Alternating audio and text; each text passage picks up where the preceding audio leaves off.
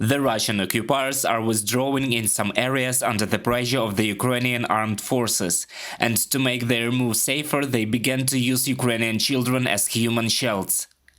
They kidnap them and take them along. In this way, they ensure the convoys with their equipment.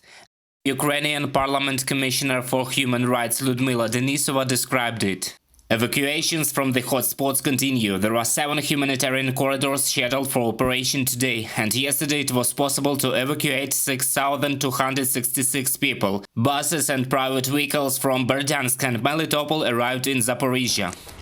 Meanwhile, the shelling in Luhansk region is still continuing.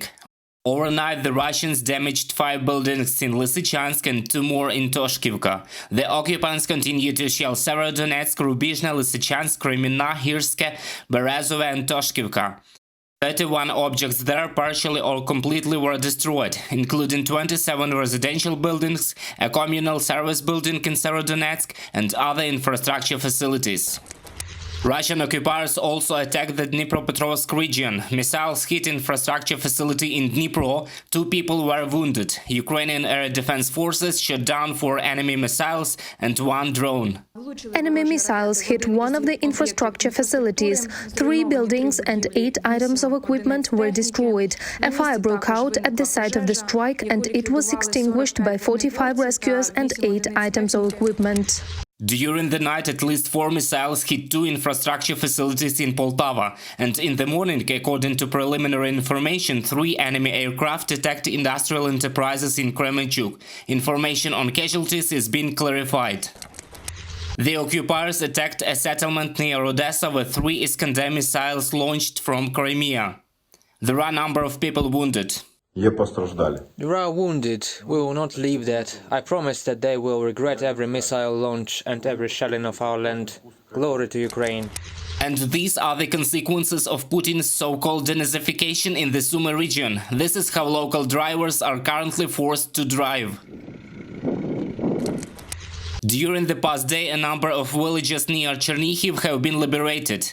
Demining is underway now. It was quiet in the Chernihiv region last night. The orcs are withdrawing from the Chernihiv region, and now we must unite and begin the active revitalization of the cities that have suffered.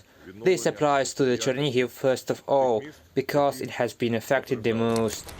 This is how Velika in Kyiv region looks now, liberated from the Russian invaders. The video was shot by residents of the village personally. The Russian soldiers robbed the houses of the locals, and they destroyed what they could not bring with them.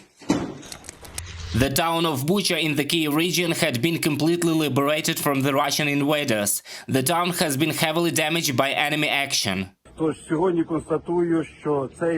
Today I can state that it is a very joyful day, and it is a big victory of our armed forces in the Kyiv region, and you and me will definitely wait to do our best to have a big victory over Ukraine. Glory to our armed forces, glory to every Ukrainian, no matter what part of Ukraine he is in. And this is how the biggest plane in the world, our Mriya, looks like now. This is the aircraft hangar in Hostomel. It was destroyed by the occupiers as soon as the Russian paratroopers seized the airport. Here is already destroyed Russian equipment burning in the Kyiv region. Ukrainian military continues the offensive on the occupiers in the outskirts of the capital, in Irpin and Hostomel, where Russian troops were already withdrawn. The armed forces of Ukraine and the defense forces continue to clean up settlements in the Bucha, Vyzhhorod and Brovary districts. The territory is mined and there is a lot of destruction. During the night there was chaotic shelling of residential areas in Kharkiv. Fighting continues in the Izum direction. More than 1,500 people were evacuated from the settlements. But even in spite of the danger and destruction, cellist Denis Karachevtsev continues to play near the destroyed buildings in Kharkiv.